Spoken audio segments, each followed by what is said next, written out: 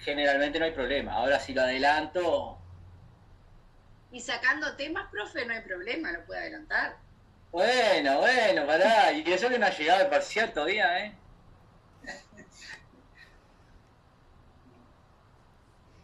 Así que ese parcial, y yo cuando lo fijé les avisé, eso lo fija Bedelía, porque incluso me ha pasado que lo fija la semana antes de terminar, que es como, te sacan 3 días de clase así, de un plumazo. Que en un... Capaz que en responsabilidad no se nota tanto, pero en obligación te sacan 3 clases y te morís, porque siempre está todo muy, muy, muy apretado.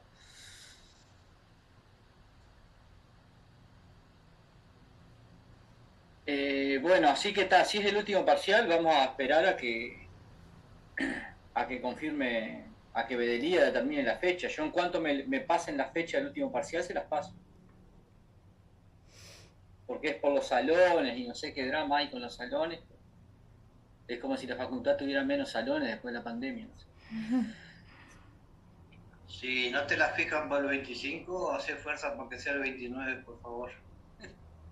No, que yo ahí no podemos hacer fuerza. Bedelía agarra, pim, pim, pim, pone las fechas y no tenés mucho margen. Yo tengo uno el 27 y otro el 28. Fijaos. Bueno, supongo que los van a confirmar, pero... Sí, es que los últimos parciales Se les van a... juntan, sí.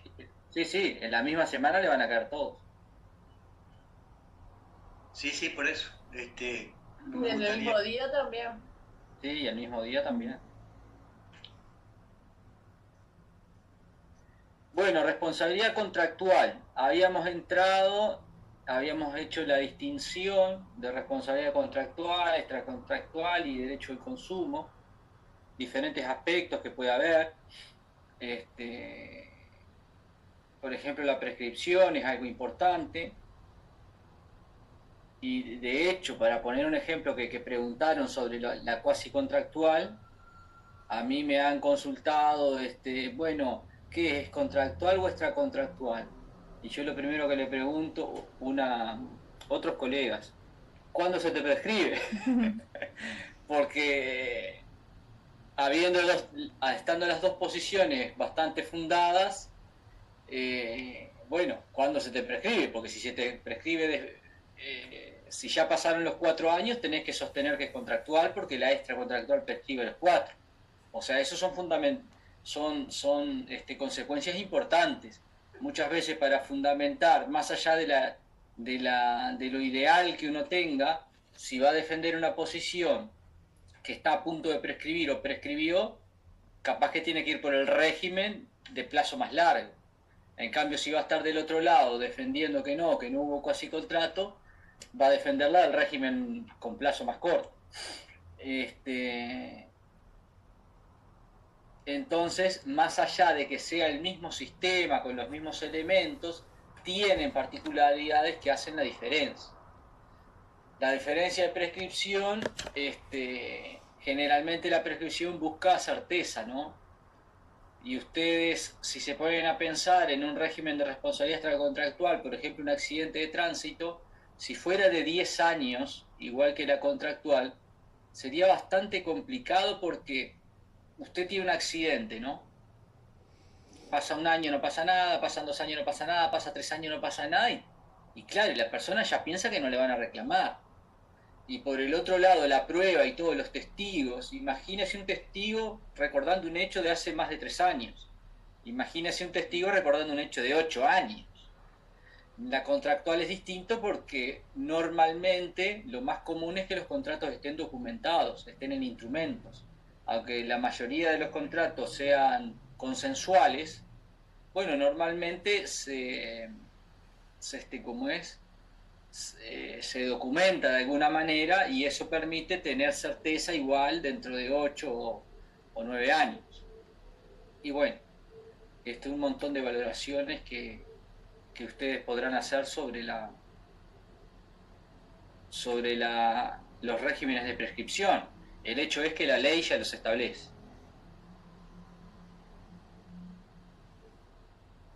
Bueno, y decíamos, puede haber un sistema que puede haber, no, hay dos maneras explicativas o dos sistemas explicativos de lo que es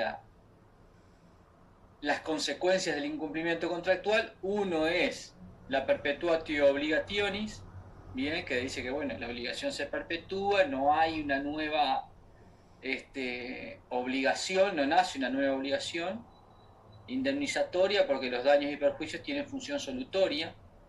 Pero bueno, es bastante, no sé si, cómo decirlo, pero es como antinatural un poco esa afirmación.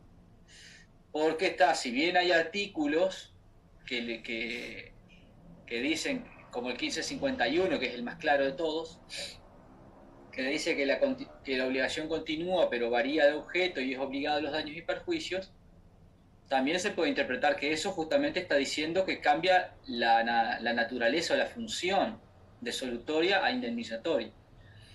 Pero bien, lo cierto es que en el sistema en general está como armado sobre la base de que la obligación es una obligación jurídica porque tiene una consecuencia desfavorable.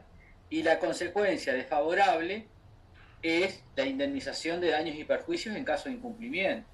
Esto ya cuando damos el concepto de obligación, por lo menos yo lo transmito así. ¿Por qué hay una obligación jurídica? Porque si incumple, va a tener el acreedor tres opciones en la responsabilidad contractual.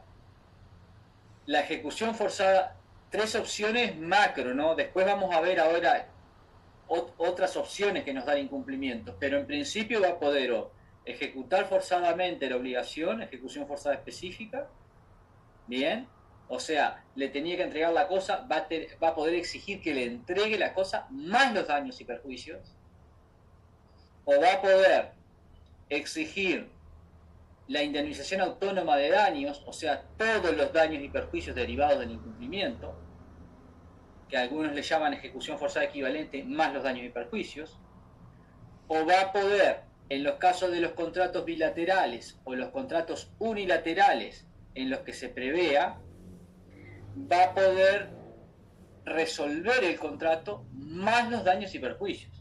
Vean que en las tres opciones básicas siempre están los daños y perjuicios. Y esa es la consecuencia desfavorable que tiene el deudor por el incumplimiento.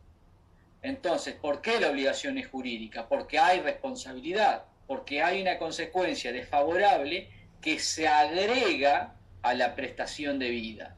Bien, o de alguna manera la sustituye, pero con el plus de todo otro daño. En el caso del equivalente, es bueno, en la indemnización autónoma es el valor de la prestación más la indemnización de cualquier otro daño.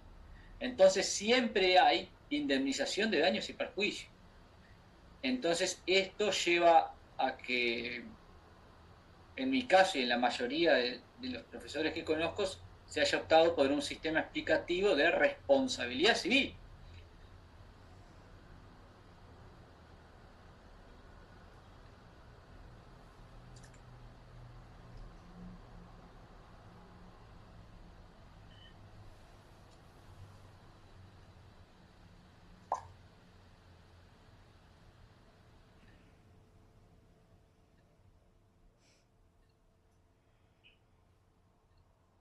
Antonio. Sí, profe, buen día, ¿cómo está? Por ejemplo, quería hacer una acotación, profe Los Usos. Los daños y perjuicios serían los intereses anuales, sería un 6% anual, profe, de cuando se reclama la contractual en la demanda. ¿Cómo? Perdón, estaba en otra, me distraje. No, por ejemplo, quiero que los daños y perjuicios se equiparan a los intereses anuales, un 6% anual, cuando se reclama la demanda. Solo en los casos de obligación dineraria. Ok. Solo en los casos de obligación dineraria. Ok. Bueno. Vamos a ver, acá les voy a mostrar esto que les hablaba, repasando el concepto de obligación, pero ahora vamos a afinar más esto.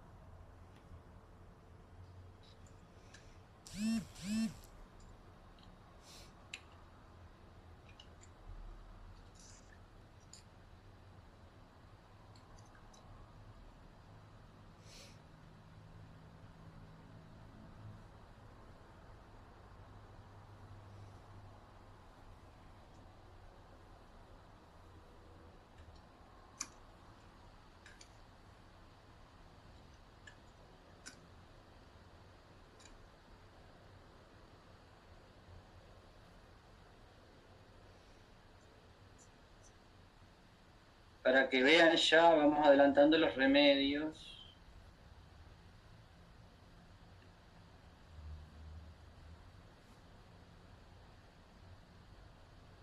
Esos son los remedios. Los remedios quiere decir, para decirlo de manera sencilla en esta etapa, es bueno, ¿qué puede hacer el acreedor ante el incumplimiento del deudor? ¿Cuáles son los remedios que tiene respecto al incumplimiento? Y acá vieron que les decía que estas tres que hablábamos en obligaciones son como las básicas. Acá vamos a ver un elenco más grande. Bien, vamos a ver estas que están viendo acá ustedes, que son la ejecución específica más indemnización de daños, vamos a poner, para que les quede más claro, pero siempre que hablamos de indemnización, evidentemente es de daños.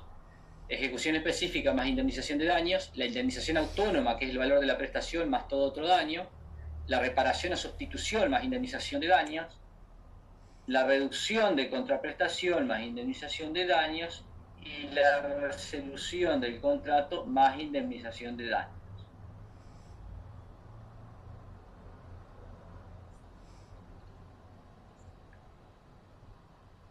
Eso van a ser los remedios que nos brinda el sistema jurídico ante el incumplimiento contractual. Entonces vean que siempre están presentes la indemnización de daños, que esa es la consecuencia desfavorable y coactiva que prevé el sistema. Entonces estamos, parece bastante evidente para mí al menos, en un sistema de responsabilidad contractual. Eso, profesor, es lo mismo que los que subió usted en EVA, que dice remedios ante el incumplimiento obligacional. Exacto.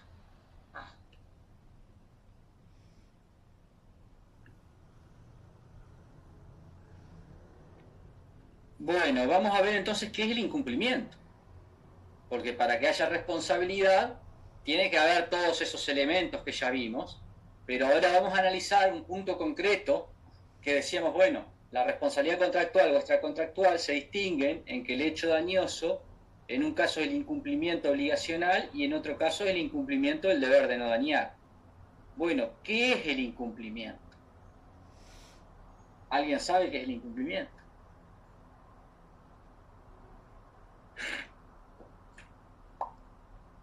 ¿No cumplir con la prestación debida? Esperen que hay gente con la mano levantada. Valeria. Es la imposibilidad de cumplir con lo que uno se obligó. Bien. Víctor. Se da desde el momento que la obligación se hace exigible y la otra parte no cumple, y también si tiene que haber estado establecido en el contrato, si no se tiene que hacer caer en mora también, para que la otra parte, para que se configure específicamente el cumplimiento también. Bien. María Eugenia. O también la prestación defectuosa o inexacta. También es incumplimiento, sí, correcto. Sí, bueno, Valeria decía la imposibilidad, y ahí tengan cuidado con eso, porque la imposibilidad de cumplimiento, técnicamente hablando, es un supuesto de extinción de la obligación sin responsabilidad del deudor. Recuerden que cuando vimos en obligaciones, o cuando vieron en obligaciones la imposibilidad de la paga, se da en teoría de los riesgos eso. En teoría de los riesgos se ve, bueno, cuando hay imposibilidad de cumplimiento no hay responsabilidad del deudor. ¿Y cuando hay imposibilidad de cumplimiento? Bueno, cuando se verifica por caso fortuito, fuerza mayor, no imputable al deudor, que no haya caído en mora. O sea, lo vamos a ver acá, incluso de hecho en las eximentes lo vieron. O sea, cuando hay imposibilidad de cumplimiento es una eximente. Entonces tengan cuidado, porque lo que en el lenguaje normal puede llamarse imposibilidad, acá tiene un significado específico, concreto, es un concepto jurídico. Entonces, el incumplimiento en sí es la falta de cumplimiento. Entonces, definamos qué es cumplimiento. El cumplimiento, tenemos que ver.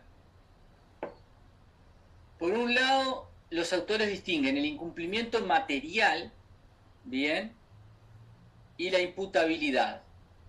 Entonces, ¿qué es el incumplimiento material?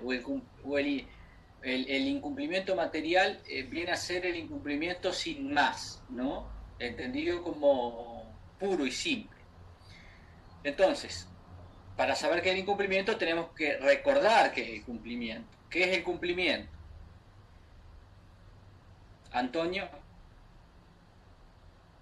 Bueno, profe, por ejemplo, sería un hecho ilícito y hay dos tipos, el definitivo y el temporal. Bien, pero ya vamos a llegar ahí. Aguántame un poquito que ya estamos ahí. Sí, ¿no? Ok, profe, gracias. Noelia. Profe, la ejecución de la prestación sería el cumplimiento. La ejecución de la prestación. Porque en extracontractual sería que no hubiera un hecho ilícito.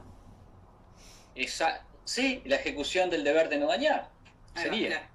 En una la ejecución de la obligación debida y en el otro la ejecución del deber debido. Entonces, si vamos al 1448, recuerden,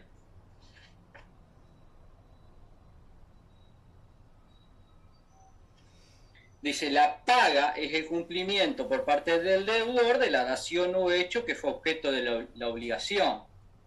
1448 definiendo la paga. Que lo normal es que las obligaciones se extingan por el pago, ¿no? Y después el 1458 dice, bueno, la paga para ser legítima debe hacerse de la misma cosa debida y no de otra ni su valor, a no ser con consentimiento del acreedor, de otro modo no se está obligado a recibirla, principio de identidad de la paga. Y después el 1459 el principio de integridad. El deudor no puede obligar al acreedor a recibir por partes del pago, de una deuda, aunque sea divisible. Entonces, la paga es el cumplimiento de la prestación debida, de la misma prestación debida y de la misma cantidad debida. Ahora, ¿cuándo hay incumplimiento? Cuando falta la ejecución de la prestación debida. Entonces, puede suceder que no se pague la prestación debida en el sentido de que no cumple con la identidad de la paga o la integridad de la paga. Vieron que la compañera decía, bueno, también cuando hay incumplimiento defectuoso. Entonces, no está pagando la misma cosa debida, me está pagando una cosa distinta, o me está pagando una cantidad que es menor a la debida. Entonces, no está cumpliendo con el principio de identidad e integridad de la paga. Entonces, falta de ejecución de la prestación debida, artículos 1448, 1458, 1459, significa que no cumple la prestación, sea en la identidad o en la cantidad. Puede pasar también, otra manera de incumplir es que no cumple en el tiempo debido. Bien, entonces, ¿cuándo tiene que cumplir el deudor? Cuando la obligación es exigible. Recuerden el 1502, que dice, el crédito se tiene por líquido si se justifica dentro de 10 días, y por exigible cuando ha vencido el plazo y cumplídose la condición. Bien, entonces, ¿cuándo puede haber incumplimiento? Después de la exigibilidad, antes no. Si la obligación vence el 10, el 9 no hay incumplimiento. Bien, o sea, siempre estamos hablando de incumplimiento una vez que es exigible la obligación. Y según el 1502, ¿cuándo es exigible? Cuando venció el plazo o se cumplió la condición. Recuerden, obligaciones antes del plazo y antes de la verificación de la condición, tiene la eficacia suspendida, la obligación. Bien, no es jurídicamente exigible, está latente, pero no es jurídicamente exigible. Se cumple el plazo, se cumple la condición, ahí despliega totalmente los efectos de bien exigible y el acreedor, lo que le permite la exigibilidad es, valga la redundancia, exigir jurídicamente el cumplimiento. Cuando más, en el plazo también específicamente tienen el 1440 y el 1433, que es, bueno, nos dice cuándo es exigible, ¿no?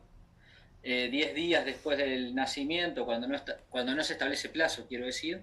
El 1440, 10 días después del nacimiento, y el 1333 es, si fuera necesaria la determinación de plazo, lo tiene que determinar el juez. Entonces, falta de ejecución de la prestación debida en el tiempo debido y en el lugar debido, 1465. Según el 1465, la paga debe ejecutarse en el lugar y en el tiempo señalado en la convención, y después se establecen reglas subsidiarias en caso de que no se haya establecido. Si no se hubiera designado lugar, la paga debe hacerse, tratándose de cosa cierta y determinada, en el lugar en que estaba al tiempo de la obligación la cosa que le sirve de objeto. Fuera de estos casos, el pago debe hacerse en el domicilio que tenga el deudor al tiempo del cumplimiento de la obligación. Entonces, si yo cumplo en el lugar que no tenía que cumplir, no hay cumplimiento. Tiene que cumplir en el lugar que debía cumplir. Entonces, el incumplimiento es la falta de ejecución de la prestación debida en el tiempo debido y en el lugar debido. Bien, esto está claro, esto es súper importante, pero es bien concreto, ¿no? Ya lo vimos en obligaciones, ya lo vieron en obligaciones con nuestro docente, y ahora es simplemente como conectar aquello con esto. Conectamos qué es, dónde se debe cumplir y cuáles son los requisitos para que haya cumplimiento, para que pueda haber paga.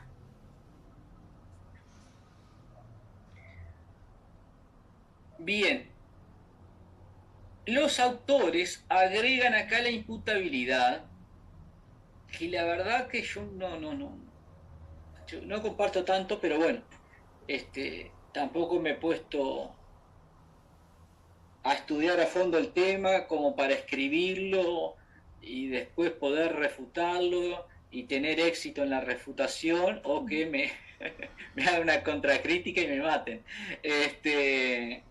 Pero bueno, en general es bastante seguido por la doctrina la idea de establecer que además del incumplimiento material tiene que existir la imputabilidad, que se llama. Entonces tiene como dos componentes el incumplimiento jurídico. El incumplimiento jurídico se compone del incumplimiento material más la imputabilidad. ¿Qué es la imputabilidad? Y acá, claro, cuando estas cosas medias no voy a juzgar. Los autores no tienen siempre la misma idea de imputabilidad. Para Gamarra y Cafera, la imputabilidad es la atribución material, causal del incumplimiento. Entonces hay incumplimiento material, o sea, falta de la ejecución, pero además es causalmente imputable a una actividad a la acción u omisión del deudor. Para Mariño, ahí trata de ser un poco más sofisticado Andrés y de darle otra vuelta de rosca. Dice, hay cuando hay imputabilidad, cuando hay atribución jurídica del incumplimiento.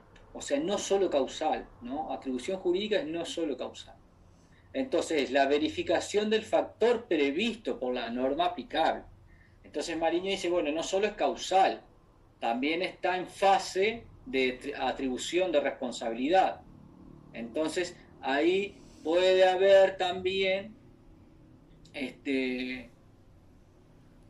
un poco de confusión de incumplimiento con responsabilidad. Cuando yo digo, bueno, tiene que haber incumplimiento material más atribución jurídica del incumplimiento con verificación del factor de atribución previsto por la norma. O sea, tiene que haber incumplimiento, pero para Gamarra y Cafera tiene que haber incumplimiento y conexión causal. Para Mariño tiene que haber también que se verifique el factor de atribución. Entonces, por ejemplo, si el factor de atribución es culpa, también va a tener que haber culpa para que se verifique incumplimiento. Con lo que la idea de incumplimiento, adviertan, queda un poco desdibujada del mero hecho dañoso. Vean que ya no es solo el hecho dañoso como incumplió y listo, sino que incumplió más conexión causal, más factor de atribución en su caso. Depende de a cuál adhiera. Pero hay como sería el incumplimiento material del deudor. Para Cafera y Gamarra, y sería incumplimiento material atribuible al deudor para Mariño.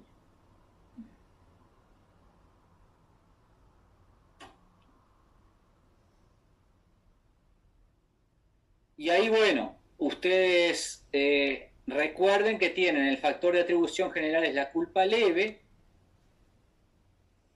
y las eximentes están previstas en el 1343.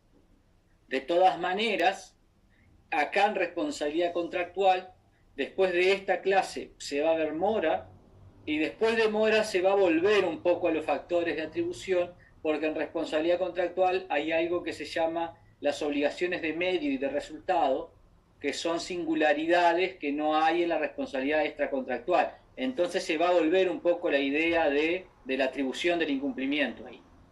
O sea, por lo cual no vamos a desarrollar acá, bueno, cuándo se atribuye el incumplimiento contractual, etcétera, porque va a haber una clase específica para eso. Bueno, tipos de incumplimiento. ¿Cuáles son los tipos de incumplimiento? ¿Alguien tiene? Temporal y definitivo. Temporal y definitivo, las estrellas del... Inexacto también. Inexacto, defectuoso o cumplimiento. Sería, claro, y ahí hay como un juego de palabras, porque no es el incumplimiento inexacto o el incumplimiento defectuoso, sino cumplimiento inexacto o cumplimiento defectuoso son tipos de incumplimiento. Bueno, ¿y cuándo hay definitivo, por ejemplo? Cuando puedo. Sí, claro. Cuando ya la prestación no se puede cumplir. Que no hay chance. Bueno, ahí sí viene un poco más, comienza a aparecer la idea de posibilidad e imposibilidad. No en términos de la imposibilidad de paga, precisamente, sino de imposibilidad de ejecución, ¿no? Entonces, no en términos, acá vamos a distinguir, cuando empecemos a referir sobre imposibilidad de cumplir o no, más allá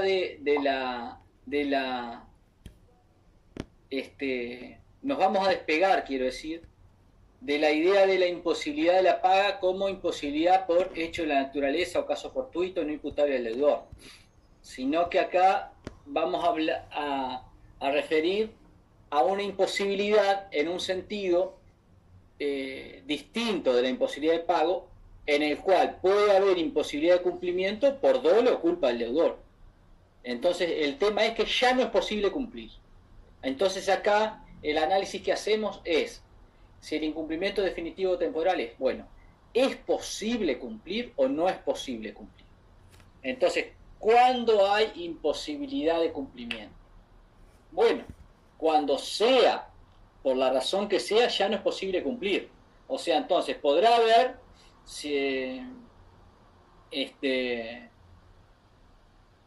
¿podrá haber la cosa perecido por un hecho de la naturaleza? Bueno, hay imposibilidad de cumplir. Pero también va a abarcar, en este sentido, hechos, por ejemplo, le enajenó la cosa a un tercero. Entonces ya no puede cumplir porque está la cosa en el patrimonio de un tercero. Y bueno, y acá no hay un hecho de naturaleza, hay una acción del deudor, pero ya no es posible el cumplimiento.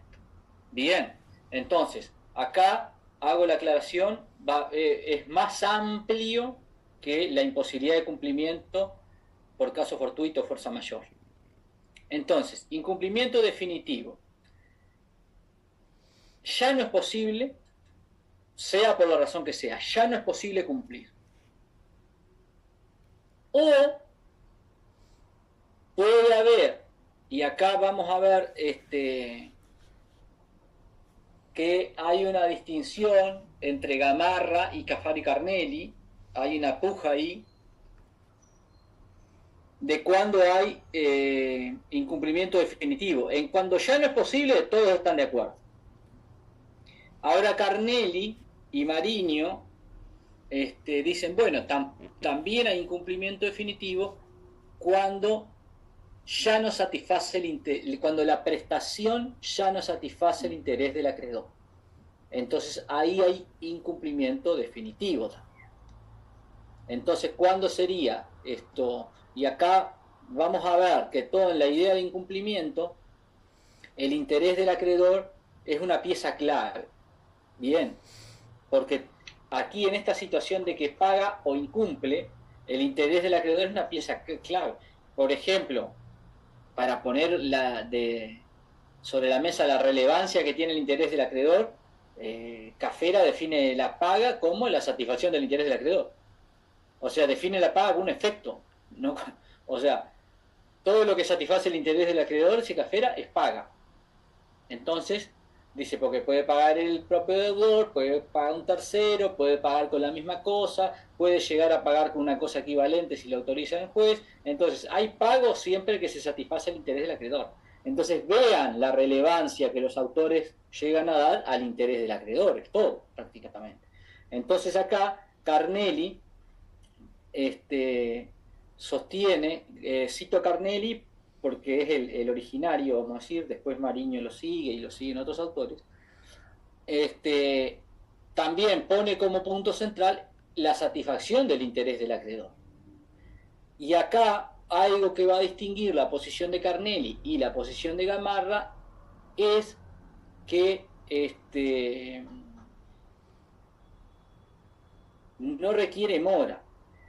Para Gamarra tampoco requiere mora cuando hay imposibilidad, bien, pero acá como Carnelli amplía el concepto de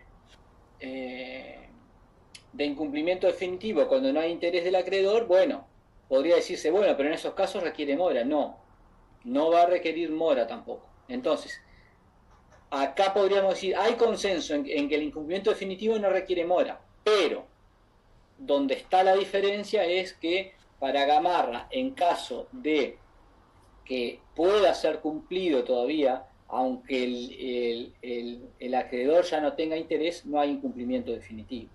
Y después vamos a ver que para Gamarra es imprescindible la mora para hablar de incumplimiento temporal y para Caffarì Carnelli no. Bueno, entonces, incumplimiento definitivo.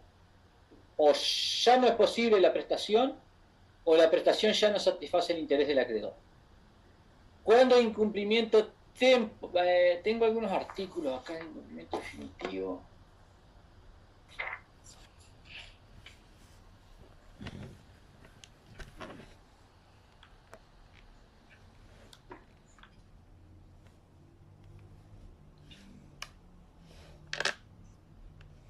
Como ejemplos de incumplimiento definitivo, 1338 inciso 1, que son las obligaciones de hacer y no hacer.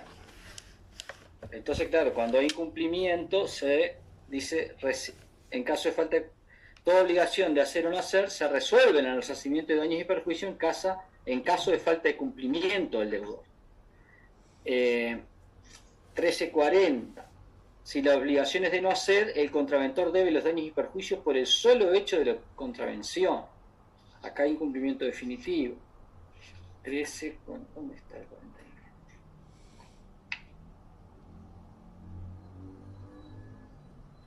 Dice el 1341.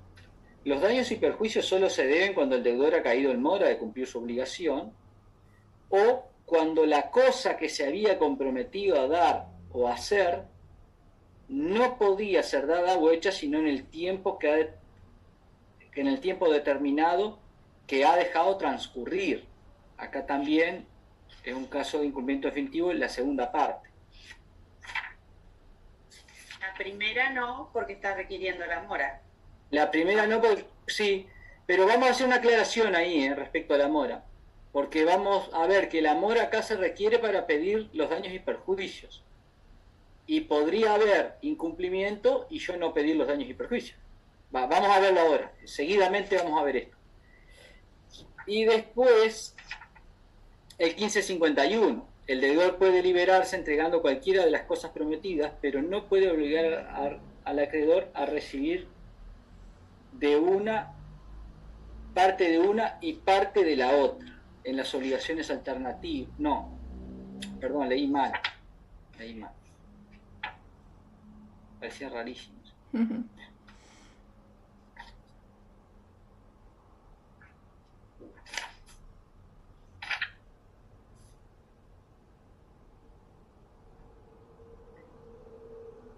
El 1551, que ya lo habíamos leído oportunamente, que es el que dice que si la cosa cierta y determinada perece por culpa durante la mora al deudor, la obligación de este subsiste, pero varía de objeto. El deudor es obligado al precio y a los daños y perjuicios. Este está en imposibilidad de pago, pero está regulando el caso de que ya está en mora. Entonces ahí no se extingue la obligación. Es obligado al resarcimiento de los daños y perjuicios, dice el artículo. Entonces, no requiere mora, decíamos. Vamos a dar aunque sea una idea, porque capaz que digo mora y algunos están... ¿Qué será? ¿El fruto del árbol? ¿Qué es la mora?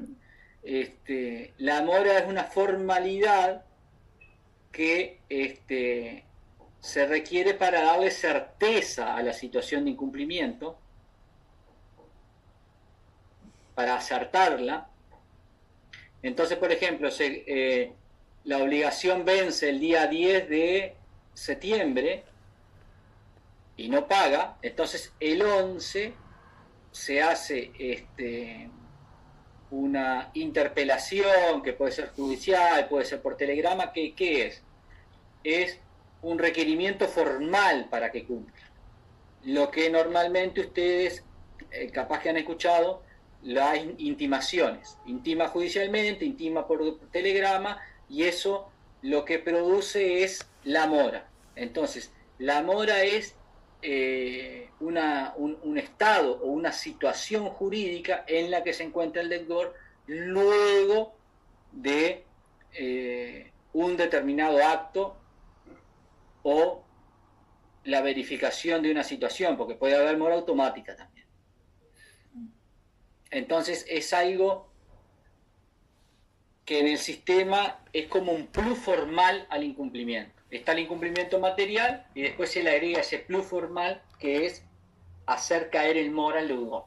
Que la clase que viene se va a ver todo mora. ¿Qué es la mora y cómo se hace caer en mora y cómo no se puede hacer caer en mora? Bueno, el incumplimiento temporal. Vean que el 1341, recién lo leíamos. Los daños y perjuicios solo se deben cuando el deudor ha caído en mora de cumplir su obligación, artículo 1336, o cuando la cosa que se había comprometido a dar o a hacer no podía ser dada o hecha sino en el tiempo determinado que ha dejado transcurrir.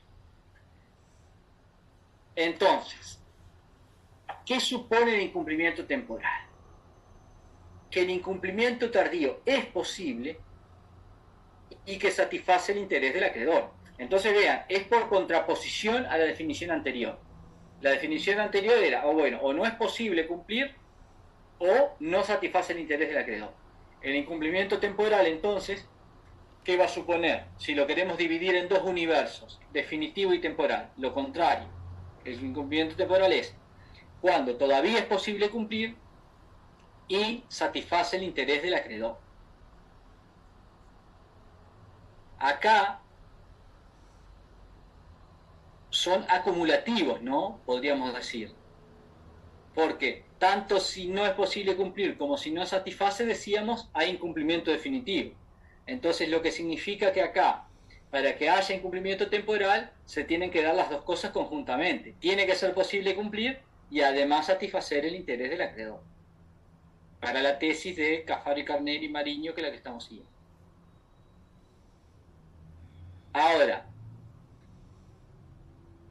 ¿cómo se compone para Gamarra y para Cafaro y Carnelli el incumplimiento temporal? Para Gamarra va a requerir exigibilidad, seguida de no cumplimiento, seguida de mora. ¿Me siguieron acá? Gamarra, exigibilidad, seguida de no cumplimiento, seguida de mora. Entonces, se verifica la exigibilidad, más el deudor no cumple, más se hace caer el mora al deudor, es igual incumplimiento temporal. Para Cafaro y Carnelli no se requiere la mora. Para Cafaro y Carnelli, cuando el 1341 dice el deudor ha caído en mora de cumplir la obligación, dice Cafaro y Carnelli, bueno, pero esto es para pedir los daños y perjuicios. Yo puedo, por ejemplo, voy a comprar una casa. Celebramos la compraventa. El deudor no cumple en el tiempo requerido. Entonces yo acciono la resolución sin reclamarle daños y perjuicios. En ese caso, no necesito hacerlo caer en mora. Lo que dicen Cafaro y Carnelli es, yo, según el 1341, ¿se requiere la mora?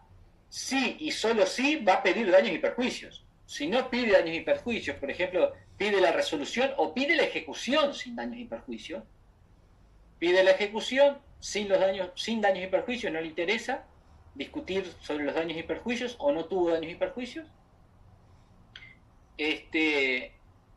ahí no necesita la mora, porque lo que dicen Cafaro y Carnelli es, el 1341 es muy claro, dice, yo requiero mora para daños y perjuicios. Si yo voy a accionar un remedio de la responsabilidad civil sin pedir daños y perjuicios, no necesito la mora. Entonces, por eso, para Cafaro y Carnelli, el incumplimiento temporal en sí no necesita mora. La mora la voy a necesitar si y solo si voy a reclamar los daños y perjuicios. O agrego la pena. También si después vamos a ver cláusula penal también. Porque se puede pedir una pena, ¿no? Que es una multa. Para pedir la multa también voy a requerir la mora.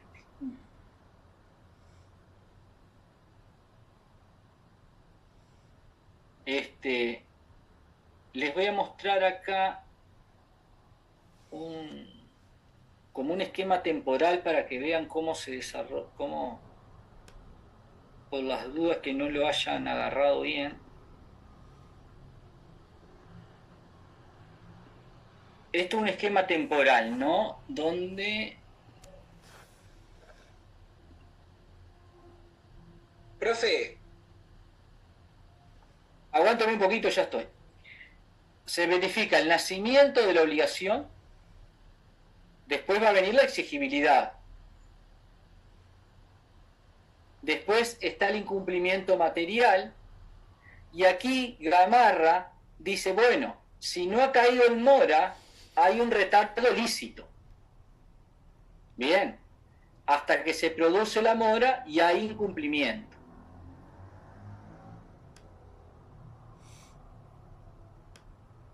Ahí el retardo ese es el que le llama plazo de tolerancia, ¿no?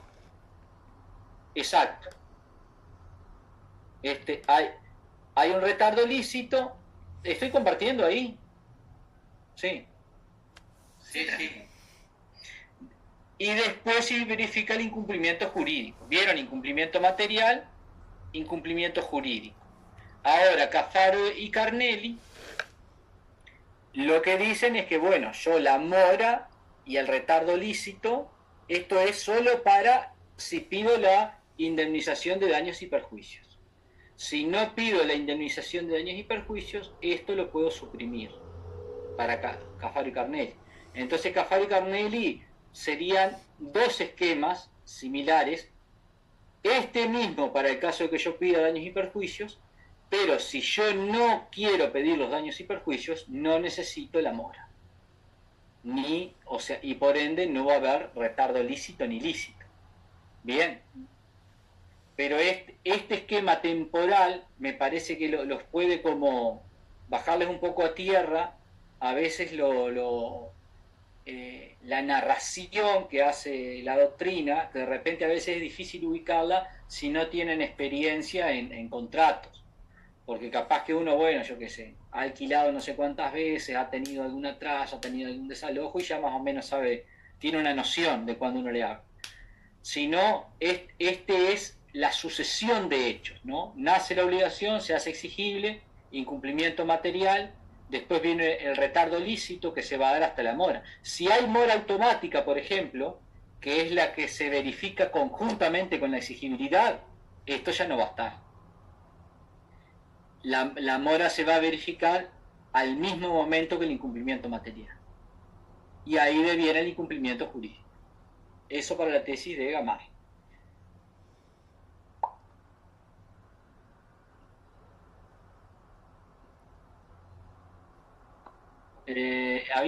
Antonio había pedido primero para hablar.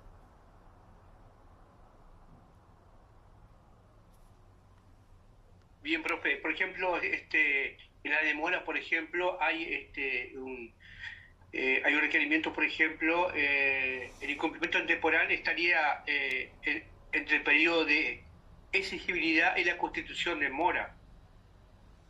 Todavía no hay incumplimiento según Carnelli, ¿no? No, para Carnelli, al revés, para Carnelli sí hay, y para Gamarra no hay hasta que no se verifique la caída del mora. Ok, y por ejemplo, en la ejecución específica, ¿no, profe? Por equivalente sería lo que Carnelli plantea de no reclamar la mora, que no es decir, de que no es necesario la mora. ¿Le parece ejecución específica o la otra también, o la compensatoria? No, Carnelli lo que dice es que siempre que usted no vaya a reclamar daños y perjuicios, no necesita la mora, en cualquiera de los supuestos. Si va por la ejecución específica o por la resolución y no reclama daños y perjuicios, no necesita la mora.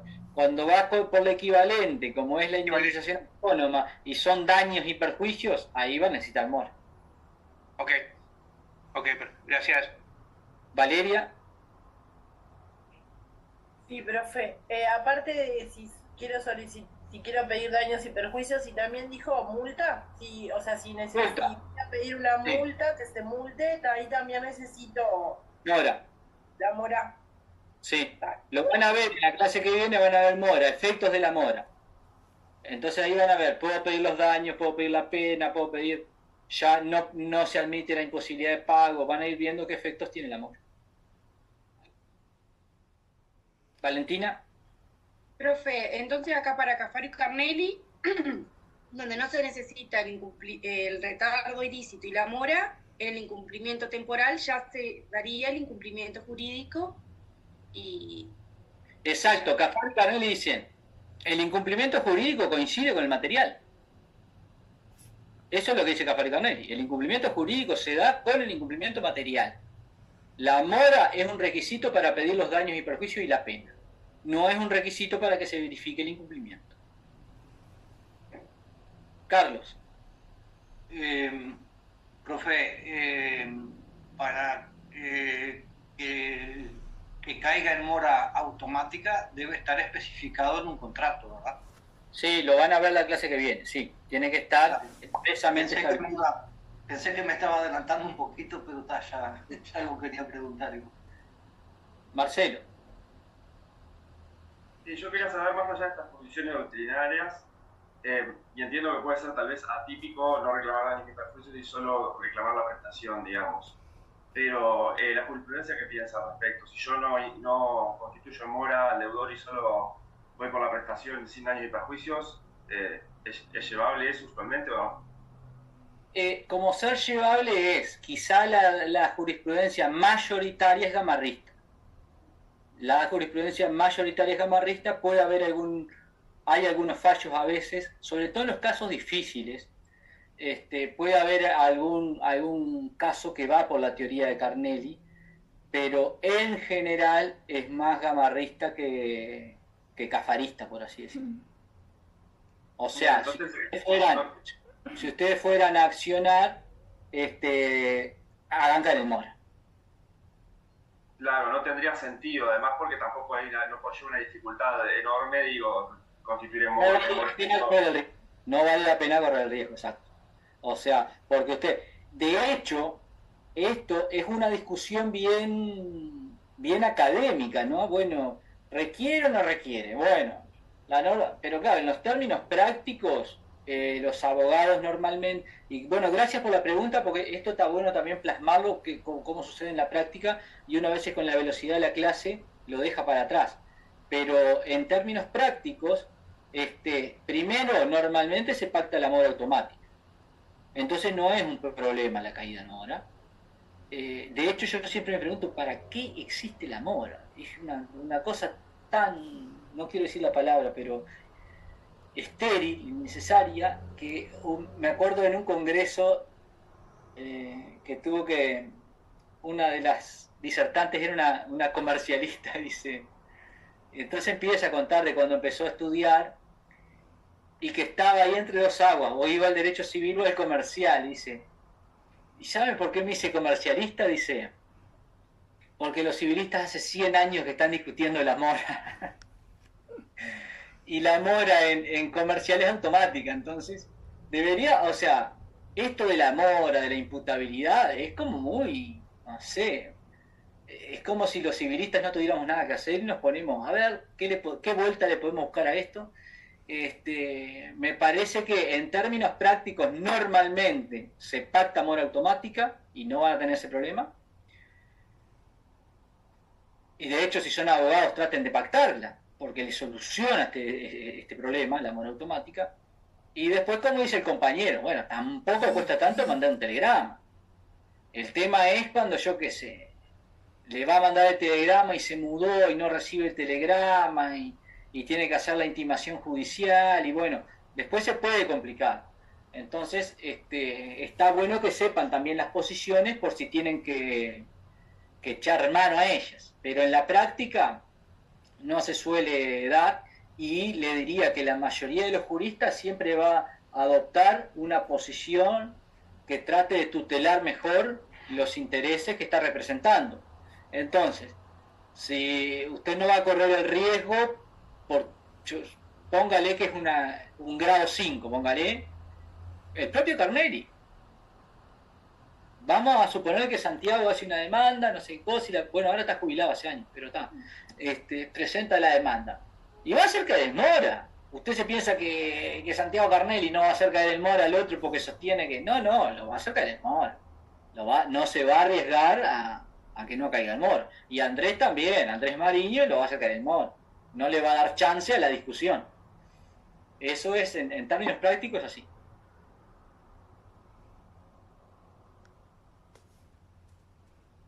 Bueno, ¿hay alguna duda? ¿Está aclarada la duda ahí? ¿O hay algo más?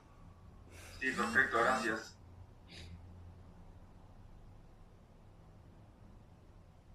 Bueno, eso, incumplimiento definitivo. Uf, qué cantidad de incumplimiento que tengo.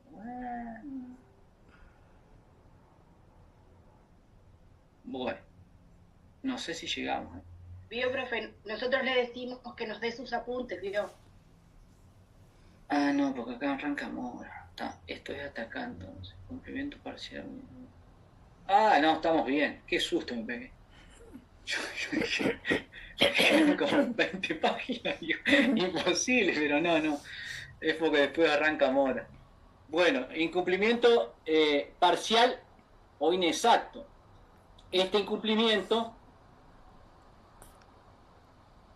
Entonces no refiere a si es posible el cumplimiento o no es posible el cumplimiento, sino supone que ya hay un cumplimiento, pero ese cumplimiento es parcial o es inexacto. Y esto es lo que adelantaba una compañera hoy. Bueno, si paga parte o si hay cumplimiento inexacto, también hay incumplimiento. Correcto. También hay incumplimiento cuando no se cumple el principio de la integridad de la paga o cuando el cumplimiento es defectuoso o inexacto. Y eso después vamos a ver concretamente los remedios y las acciones. O sea, después que veamos mora y que se vea atribución, se van a ver, bueno, cuáles son los remedios o las acciones que se tienen para cumplir. Entonces, integridad de la paga, ¿qué significa? Volvamos, alguien que lea el 1459.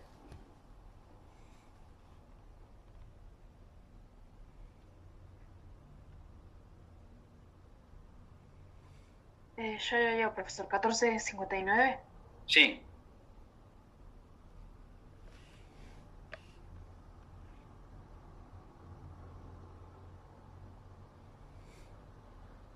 Eh, 1459. El deudor no puede obligar al acreedor a recibir por partes el pago de una deuda, aunque sea divisible.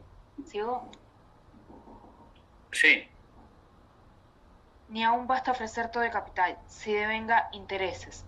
Estos son un accesorio que el deudor debe pagar con el capital, sin lo que puede el acreedor negarse a recibirlo. Bien. Esto es principio de integridad de la paga.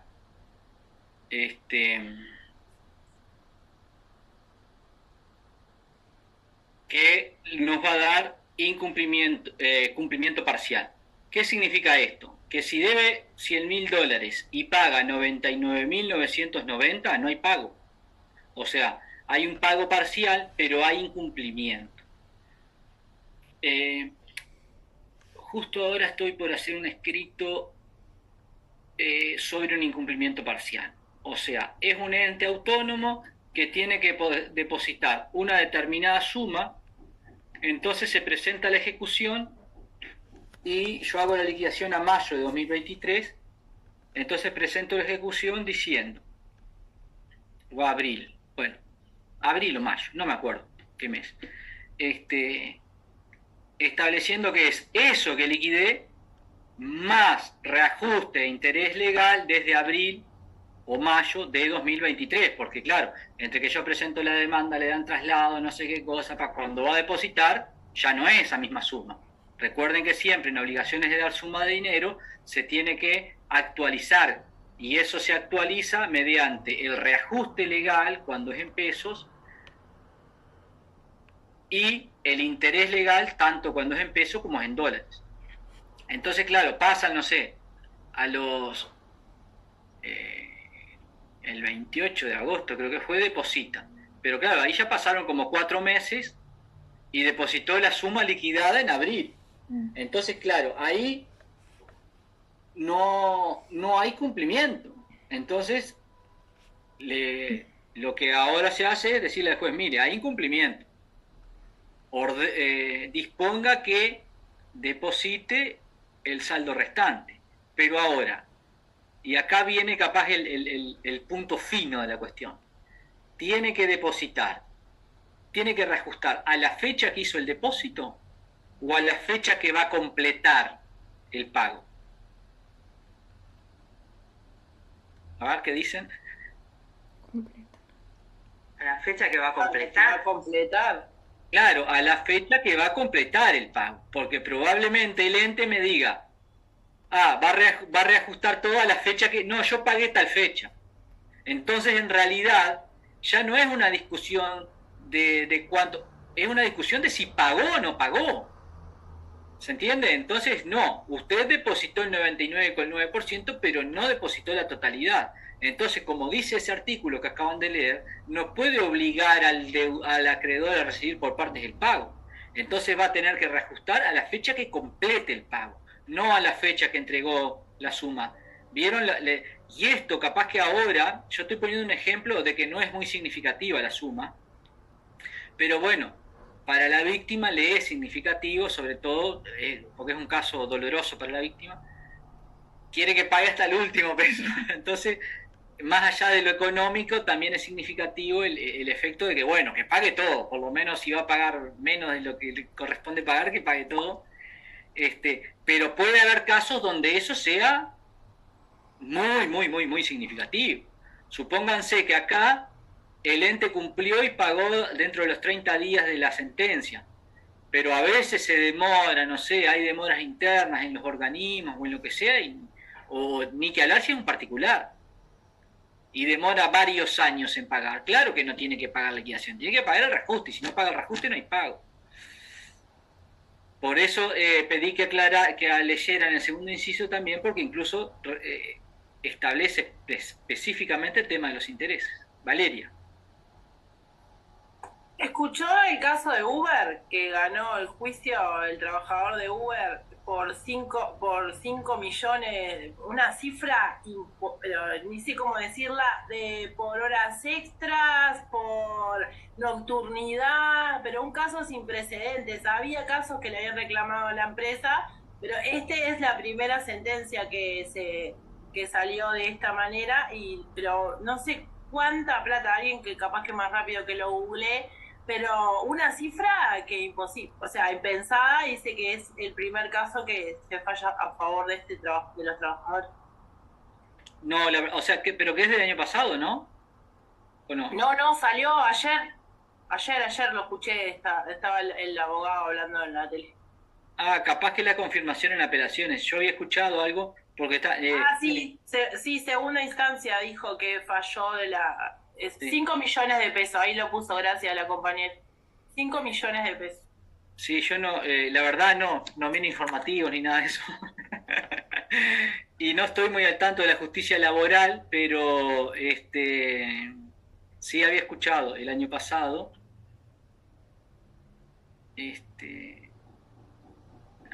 ¿Cuánto es 5 millones de pesos?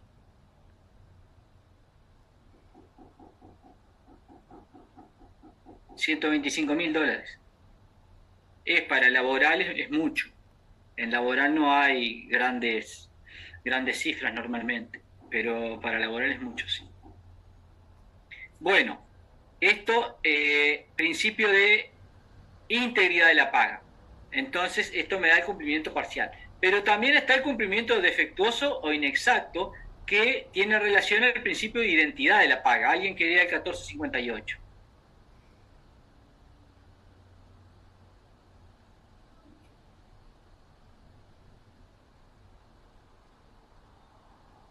Leo, profe.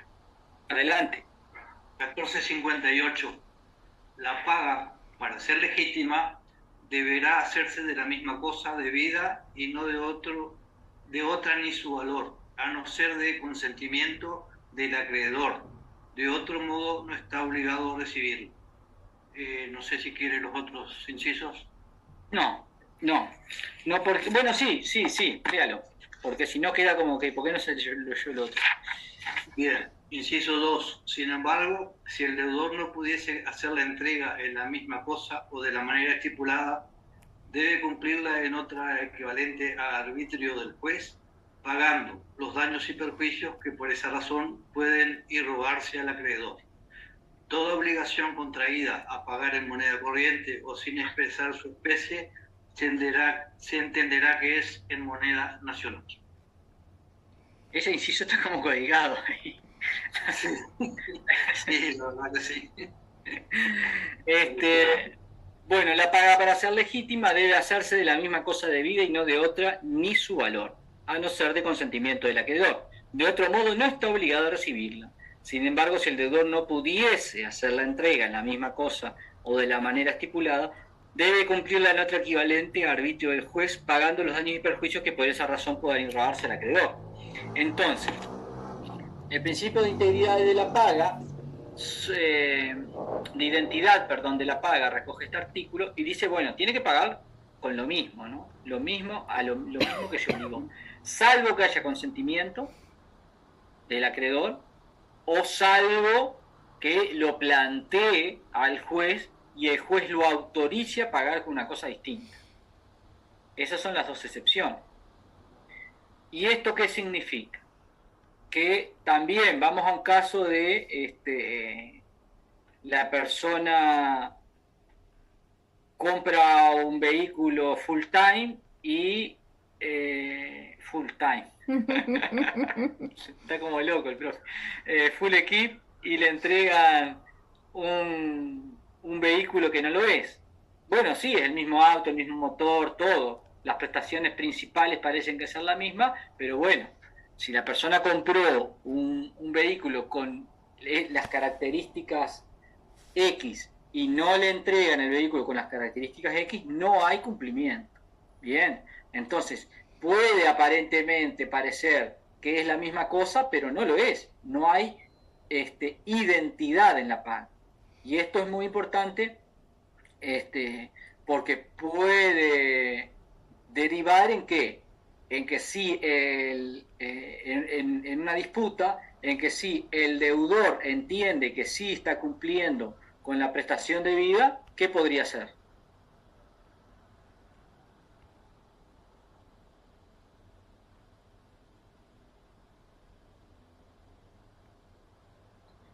Si entiende que está, si el deudor está pensando que está en la prestación debida, ¿cómo que tiene que hacer? No entendí la pregunta. Esto es lo mismo que para integridad. Tanto integridad e identidad pueden ser casos que se genera una disputa. No, sí, te pagué los intereses y el acreedor dice, no me pagaste los intereses. Entonces yo no te acepto el pago. Y el otro dice, no, están bien calculados los intereses, este es el pago. ¿Cómo se puede liberar el deudor? O lo mismo en el principio de integridad. No, esto es lo que vos compraste. No, yo no compré eso. Yo compré con determinadas características. No, señor, usted compró esto y hay un conflicto ahí. ¿Cómo se resuelve? Valeria. Le pide el juez. No, claro, yo lo que pensé es que la otra parte que insiste, que me dio lo que yo había comprado, que en realidad yo sigo teniendo la obligación de terminar de pagar, o sea, como que la otra persona me puede enfrentar a mí, porque me está diciendo, yo te entregué el auto es ese, cumple con las condiciones, como que si se genera un conflicto se va a dirimir en la justicia y las dos partes podrían tener razones. Sí, sobre todo si no se lo recibe. ¿Cuál es el problema si no se lo recibe o si...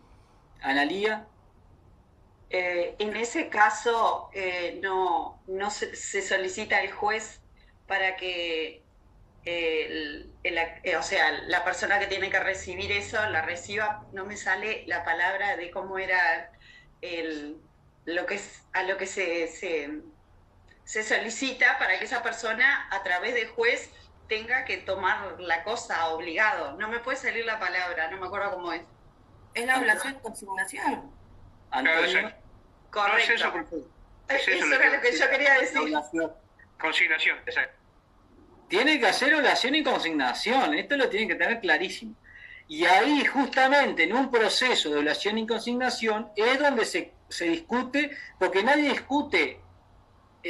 Ahí vieron que la discusión en una oblación y consignación puede ser muy fina, porque puede ser una mínima diferencia de intereses, por ejemplo. Capaz que si es una tan mínima no se forma toda la discusión y nadie va a querer hacer un proceso.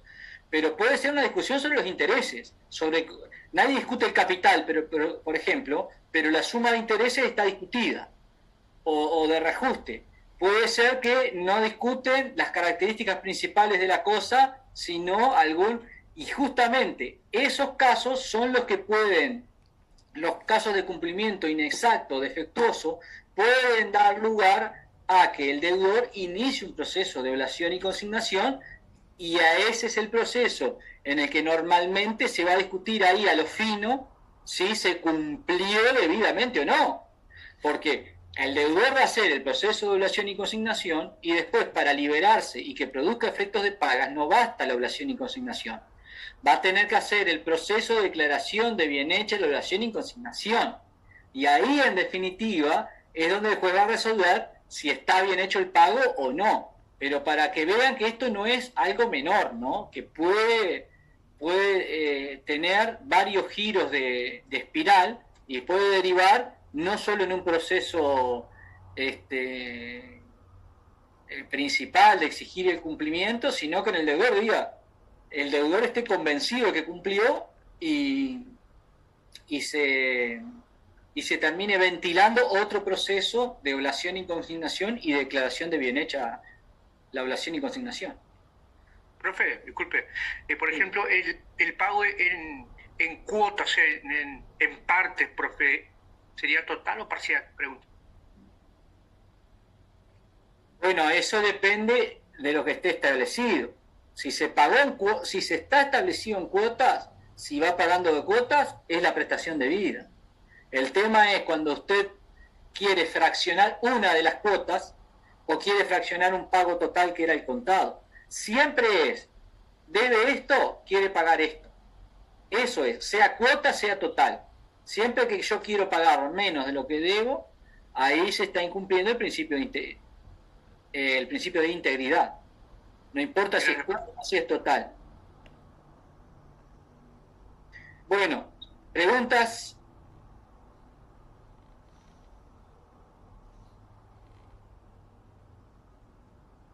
Bueno, felices vacaciones de septiembre, entonces. Y nos vemos el lunes, Mora.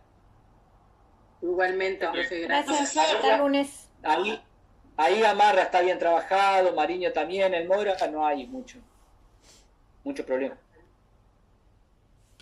Bueno, que pasen bien, gracias. Profesor. Sí. Tengo una consulta administrativa. Me tengo que dar de baja porque no me pude presentar al examen de obligación. Quería preguntarle si podía continuar en su clase como oyente.